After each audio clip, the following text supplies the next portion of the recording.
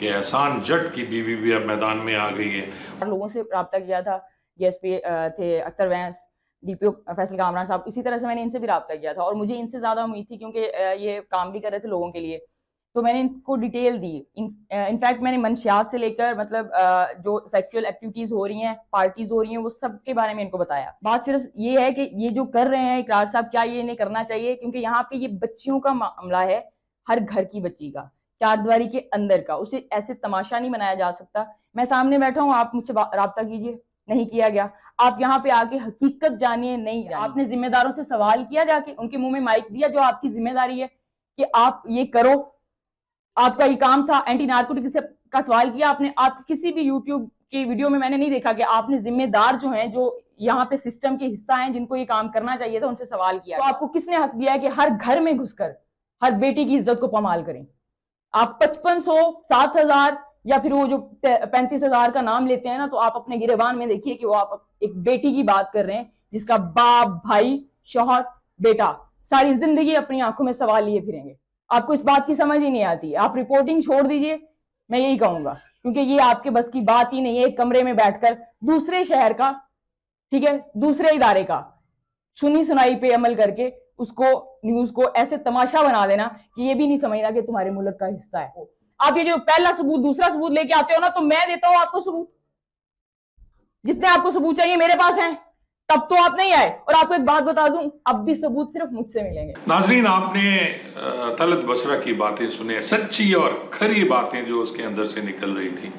और उसने कहा, वो मान रही है कि जी मैं उसका हिस्सा हूं, मैं उस माफिया का हिस्सा रही हूं, वहां क्या होता रहा है। आप यकीन जाने नाजरीन के 2021 से तलत बसरा चीख रही है। उस वक्त के डीपीओ को उसने तमाम सबूत और वीडियोस दिखाई जो 2021 में था। फिर मौजूदा डीपीओ को भी उन्होंने वही वीडियोस और तस्वीरें दिखाई। इकरारुल हसन को भी उन्होंने 2021 में वीडियोस दिखाई, लेकिन किसी ने उनकी बात मानने से इनकार कर दिया। हमें अपनी इज्जत संभालने दीजिए। अगर ये मसला सामने आया है तो वो सारा ही नहीं है, ठीक है, हम कर लेंगे। हमने कर लिया, आपसे हेल्प मांगी थी, आप नहीं कर पाए, दैट्स इट। एक बड़ी प्यारी चीज की आपने कि मेरे पे, ठीक है, आपने ठीक किया होगा अपनी तरफ से, क्योंकि आपको करना तो आता नहीं है ना, ठीक है। आपने ये किया कि मेरी तस्वीर दिखा दी, उस पर आपने बता दिया कि मैं लड़कियां सप्लाई करती हूँ, ठीक है, सप्लाई करती हूँ। आपको पता है ये मसला क्या चल रहा है? बच्चियों को ब्लैकमेल करने का। अगर पुलिस डिपार्टमेंट की तरफ से भी कुछ इशू किया गया है ना, तो उसमें कन्वर्सेशन है जिसमें बच्चियों की बात हो रही है ना, प्रोफेसर या उनको कहना तो नहीं चाहिए, खैर। तो आप उस मसले को कहां लेके जा रहे हो, पता नहीं कहां की कहां से उठा के वीडियोस, पिक्स, ठीक है, धज्जियां उड़ा के रख दी हमारी बेटियों की आपने। क्यों? किसने हक दिया आपको? आपको प्रूफ चाहिए, आप साबित करना चाहते हो ना, तो आपको मैं प्रूफ देता हूं। असल मैं हूं, हकीकत मैं हूं, मैं इससे गुजरा, ठीक है, मैं यहां रहता हूं और मैंने देखा, मैं लड़ा इसके लिए, मैं यहां तक लाया।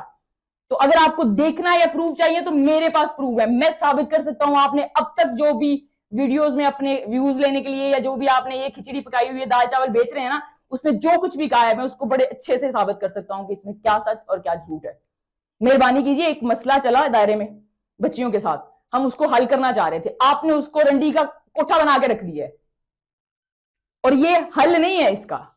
फिर आप बार बार इधर पॉलिटिकल साइड पे चले जाते हो या उधर चले जाते हो। सप्लायर क्या होता है आपको पता है?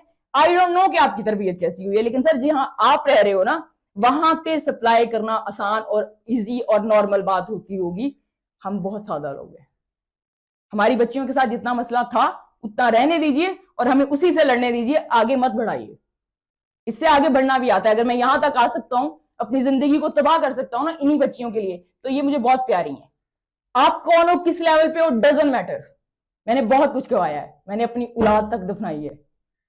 तो मेरे साथ या मुझे ब्लेम करके या मेरे साथ इसी इदारे की बच्चियों को इतना बढ़ा चढ़ा के अपने व्यूअर्स लेने की आपको जरूरत ही नहीं है।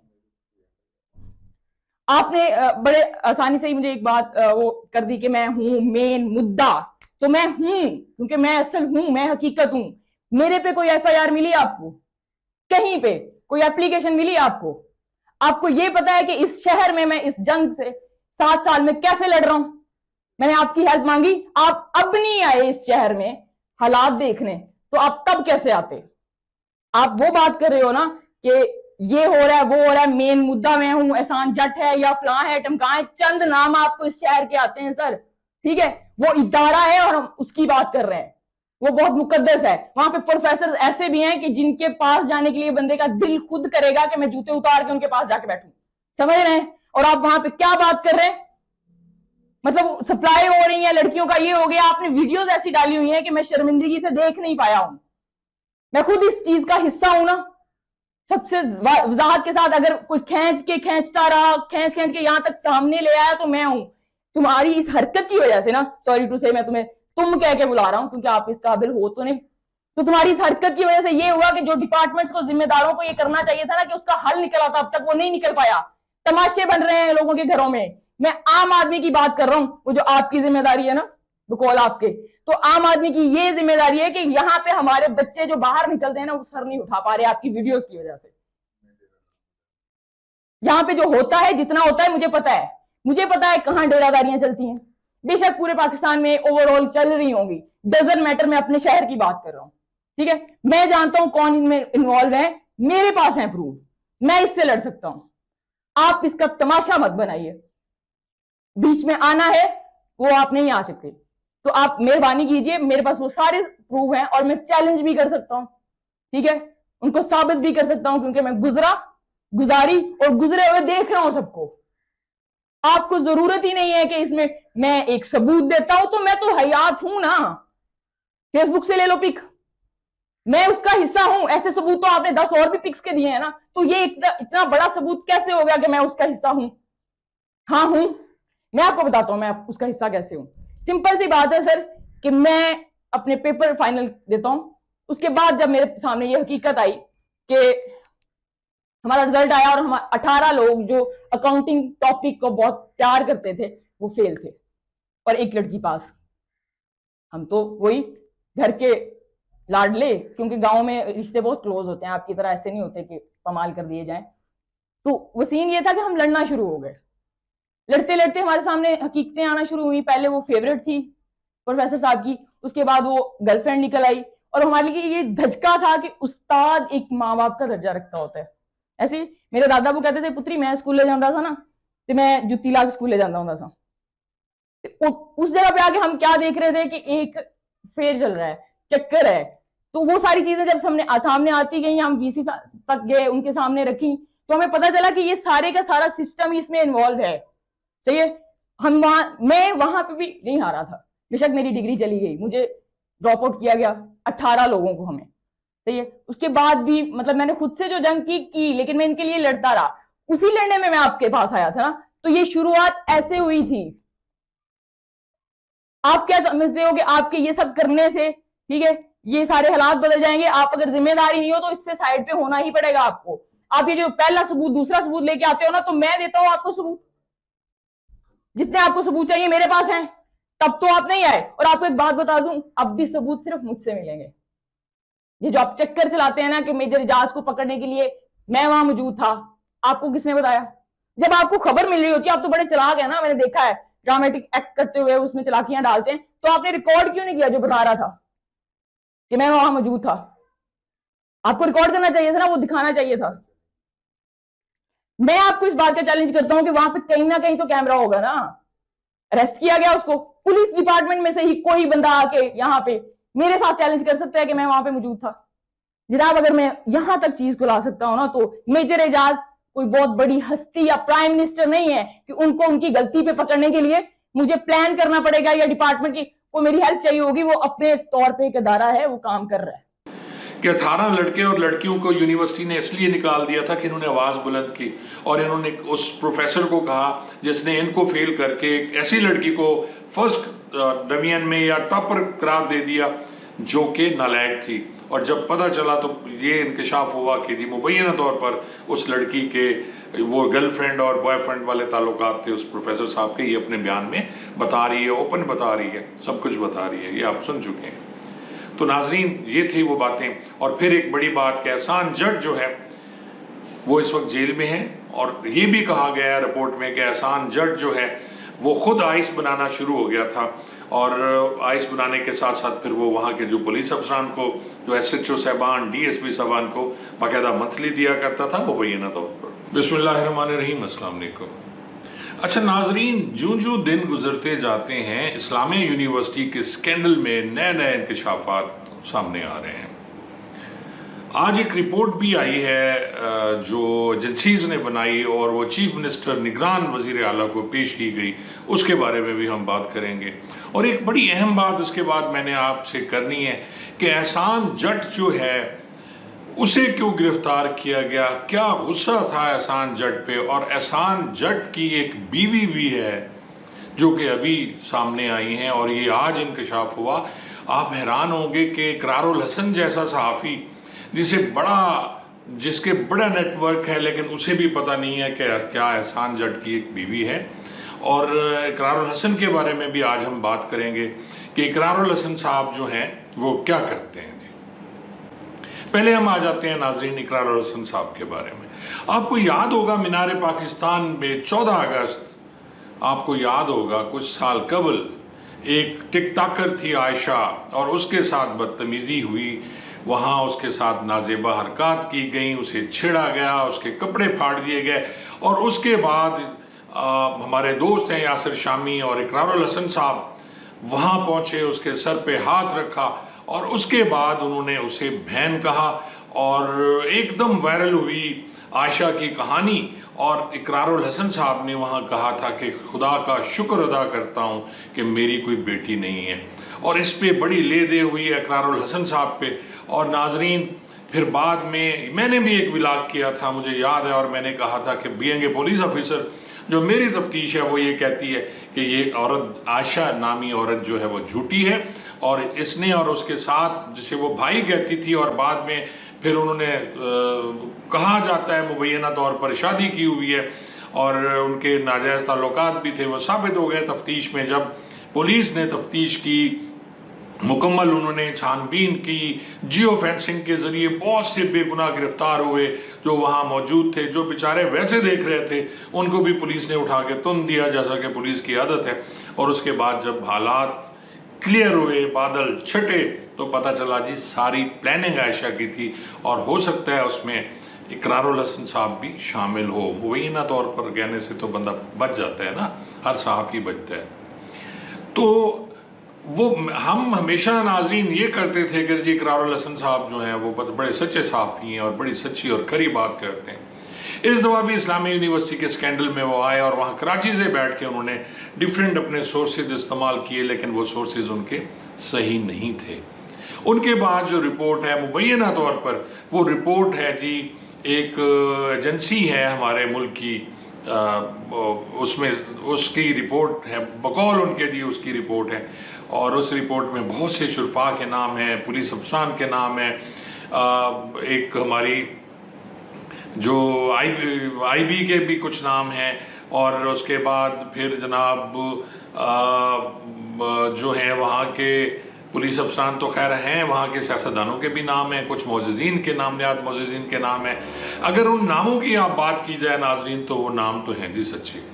लेकिन एक बात है कि ये रिपोर्ट जो है ये 2021 की है और इसको जब बनाया गया 2021 में वहाँ वो जो है खुफिया एजेंसी वहाँ के डायरेक्टर नहीं थे, कोई और थे और उन्होंने जो नाम लिया इकरारुल हसन साहब ने वो कोई अभी और नाम लिया क्योंकि वहाँ अभी खातून डायरेक्टर हैं जो उसको देख रही हैं और उन्होंने चार्ज दिया, उसकी डेट भी सामने है। ये जब तहकीक होगी, तफ्तीश होगी तो उसमें ये सामने हो गया।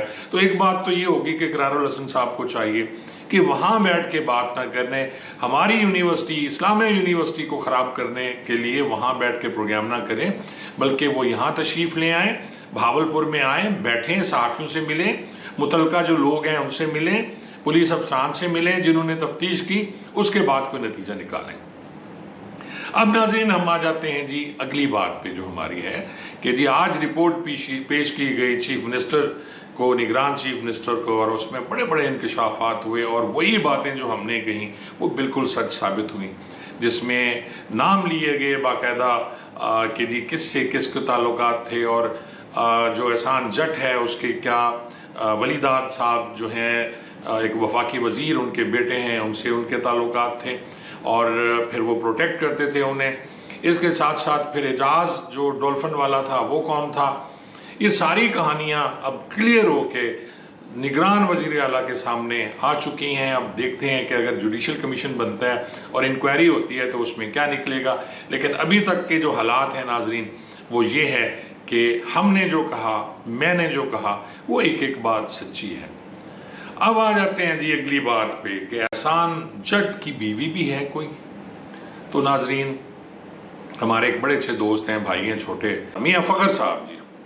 मियाँ फ़खर बहुत ऐसे सहाफ़ी हैं, जब मेरी पोस्टिंग थी वहाँ तो उस वक्त इनके अवाइल था, ये काम कर रहे थे, नए नए इन्होंने कुछ चैनल ज्वाइन किए और सहाफ़त करते थे। लेकिन अब माशाल्लाह एक मैच्योर सहाफ़ी की नज़र से मैं उन्हें देख रहा हूँ और उन्होंने एक व्लॉग किया है यूट्यूब पे और उसमें एक उन्होंने इंटरव्यू किया। किसका इंटरव्यू किया जनाब? वो है जी तलत बसरा का। और ये तलत बसरा नाजरीन कौन है? ये तलत बसरा एहसान जट की बीवी हैं जी और इनकी शादी है। मुझे अच्छी तरह याद है 2013 में इन्होंने ज्वाइन किया था यूनिवर्सिटी को और आज उन्होंने इस इंटरव्यू में जो बातें की हैं, मैं कुछ उसके हिस्से भी आपको सुनाता हूँ, वो आप सुन लें, उसके बाद हम नाजरीन बात करते हैं। लोगों से रब्ता किया था, डीएसपी थे अख्तर वैंस, डीपीओ फैसल कामरान साहब, इसी तरह से मैंने इनसे भी रब्ता किया था और मुझे इनसे ज़्यादा उम्मीद थी क्योंकि ये काम भी कर रहे थे लोगों के लिए, तो मैंने इनको डिटेल दी। इनफैक्ट मैंने मंशियात से लेकर मतलब जो सेक्सुअल एक्टिविटीज़ हो रही हैं, पार्टीज़ हो रही हैं, वो सब के बारे में इनको बताया। बात सिर्फ ये है कि ये जो कर रहे हैं इकरार साहब, क्या ये इन्हें करना चाहिए? क्योंकि यहाँ पे ये बच्चियों का मामला है, हर घर की बच्ची का, चारदीवारी के अंदर का, उसे ऐसे तमाशा नहीं बनाया जा सकता। मैं सामने बैठा हूँ, आप मुझसे रब्ता कीजिए, नहीं किया गया। आप यहाँ पे आके हकीकत जानिए, नहीं आपने जिम्मेदारों से सवाल किया, जाके उनके मुंह में माइक दिया, जो आपकी जिम्मेदारी है कि आप ये करो, आपका ये काम था। एंटी नार्कोटिक्स का सवाल किया आपने? आप किसी भी यूट्यूब की वीडियो में मैंने नहीं देखा कि आपने जिम्मेदार जो हैं, जो यहाँ पे सिस्टम के हिस्सा हैं, जिनको ये काम करना चाहिए था, उनसे सवाल किया। तो आपको किसने हक दिया है कि हर घर में घुसकर हर बेटी की इज्जत को पामाल करें? आप 5500, 7000 या फिर वो जो 35,000 का नाम लेते हैं ना, तो आप अपने गिरेबान में देखिए कि वो आप एक बेटी की बात कर रहे हैं जिसका बाप, भाई, शौहर, बेटा सारी जिंदगी अपनी आंखों में सवाल लिए फिरेंगे। आपको इस बात की समझ ही नहीं आती। आप रिपोर्टिंग छोड़ दीजिए, मैं यही कहूंगा, क्योंकि ये आपके बस की बात ही नहीं है। एक कमरे में बैठकर दूसरे शहर का, ठीक है, दूसरे इदारे का सुनी सुनाई पे अमल करके उसको, न्यूज को ऐसे तमाशा बना देना कि ये भी नहीं समझना कि तुम्हारे मुल्क का हिस्सा है। आप ये जो पहला सबूत दूसरा सबूत लेके आते हो ना, तो मैं देता हूं आपको सबूत, जितने आपको सबूत चाहिए मेरे पास हैं, तब तो आप नहीं आए। और आपको एक बात बता दूं, अब भी सबूत सिर्फ मुझसे मिलेंगे। नाजरीन, आपने तलत बसरा की बातें सुने, सच्ची और खरी बातें जो उसके अंदर से निकल रही थी। और उसने कहा, वो मान रही है कि जी मैं उसका हिस्सा हूं, मैं उस माफिया का हिस्सा रही हूं, वहां क्या होता रहा है। आप यकीन जाने नाजरीन के 2021 से तलत बसरा चीख रही है। उस वक्त के डीपीओ को उसने तमाम सबूत और वीडियोस दिखाई जो 2021 में था। फिर मौजूदा डीपीओ को भी उन्होंने वही वीडियोस और तस्वीरें दिखाई। इकरारुल हसन को भी उन्होंने 2021 में वीडियोस दिखाई, लेकिन किसी ने उनकी बात मानने से इनकार कर दिया और हर बंदे के मफादात थे। मौजूदा डीपीओ ने क्यों किया, इसकी भी एक वजह है जो मैं पहले अपने प्रोग्राम में बयान कर चुका हूं कि कहा जाता है मुबैना तौर पर कि जी वलीदाद साहब की कुछ वीडियोस थी जिसकी वजह से फिर ये एक्शन तेज हो गया। और आपको पता है नाजरीन कि जब किसी बड़े आदमी की कोई चीज़ होती है तो फिर ये हमारा इंसाफ जो है, कानून बड़ा तेज़ी से हरकत में आता है। बहुत सी कहानियाँ सामने आई और उसमें एक कहानी आपके सामने है कि किस तरह कड़ी से कड़ी मिली। पहले एजाज जो था डॉल्फिन वाला पुलिस मुलाजिम पकड़ा गया और उसके बाद फिर अबू बकर पकड़ा गया, फिर एहसान जट पकड़ा गया, फिर एजाज शाह पकड़ा गया। लेकिन अभी भी नाजरीन बहुत से एजाज शाह, बहुत से अबू बकर, बहुत से एहसान जट इस वक्त यूनिवर्सिटी में भी मौजूद हैं। और आप यकीन जानिए कि ऐसी ऐसी हौलनाक बातें सामने आ रही हैं कि बहुत से, इसमें आप सुने कि ये तलत बसरा क्या कह रही हैं। ये कह रही हैं कि जी उन्हें ब्लैकमेल किया गया कि 18 लड़के और लड़कियों को यूनिवर्सिटी ने इसलिए निकाल दिया था कि इन्होंने आवाज़ बुलंद की और इन्होंने उस प्रोफेसर को कहा जिसने इनको फेल करके एक ऐसी लड़की को फर्स्ट डिवीजन में या टॉपर करार दे दिया जो कि नालायक थी, और जब पता चला तो ये इंकशाफ हुआ कि जी मुबैना तौर पर उस लड़की के वो गर्लफ्रेंड और बॉयफ्रेंड वाले ताल्लुकात थे उस प्रोफेसर साहब के, ये अपने बयान में बता रही है, ओपन बता रही है, सब कुछ बता रही है, ये आप सुन चुके हैं। तो नाजरीन ये थी वो बातें। और फिर एक बड़ी बात कि एहसान जट जो है वो इस वक्त जेल में है, और ये भी कहा गया है रिपोर्ट में कि एहसान जट जो है वो खुद आइस बनाना शुरू हो गया था, और आइस बनाने के साथ साथ फिर वो वहाँ के जो पुलिस अफसरान को, जो SHO साहबान, DSP साहबान को बाकायदा मंथली दिया करता था मुबैना तौर पर। और एक बात और भी सामने आई है नाजरीन कि इस वक्त भावलपुर पुलिस के बहुत से ऐसे अफसरान हैं जो कि अडेप्ट हो चुके हैं आइस के।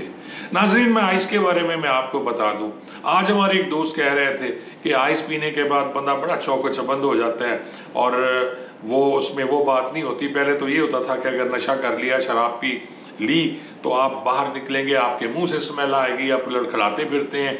लेकिन आइस लेने के बाद, ये इसका शॉट लगाने के बाद, ना तो आप लड़खड़ाते हैं बल्कि आप एक्टिव हो जाते हैं, क्योंकि आइस बनाई इसीलिए गई कि जागा जाए, ज़्यादा मेहनत की जाए, ज़्यादा काम किया जाए।